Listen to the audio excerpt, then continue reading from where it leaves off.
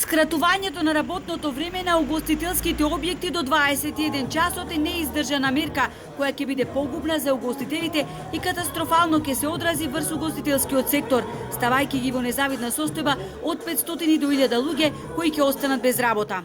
Мислам дека едно 60% од угостителските објекти во територијата на општина Струга, општина Охрид ќе ги затворат своите капацитети. Скроз. Немаме средства, ги намаливме платите за едно 50%, значи не можеме да исплаќаме, отпуштаме, почнавме веќе да отпуштаме.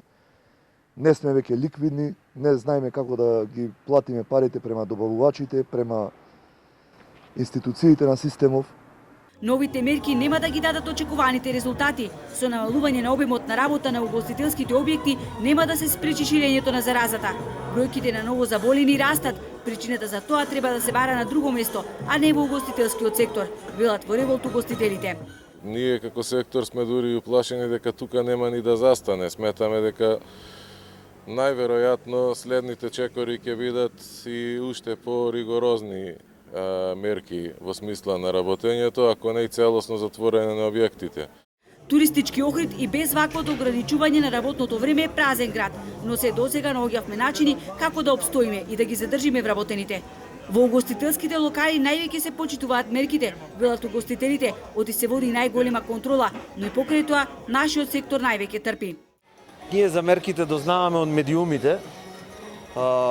Како угостители досега никој не контактирал, никој не побарал мислење. Со ваквото работење ќе не принудат и самите да затвориме, оти не се издржува. Од почетокот на корона кризата досега претрпевме милионски загуби, но заради несовесното однесување на поединци трпи целата фела. Или нека се донесат крајно ригорозни мерки, или нека ги олавават веќе донесените. Оти вака не бива. Ваквите ограничувања на работното време не важат за казината и кладилниците, оти носат профит за државата. Реагираат угостителите кои на маката знаат и да се пошегуваат. Прашуваат во колку часот доаѓа короната на кафе или пиво, или можеби на вечера во угостителските објекти, за да знаат да ја пречекаат подготвени, ако треба и со скафандери.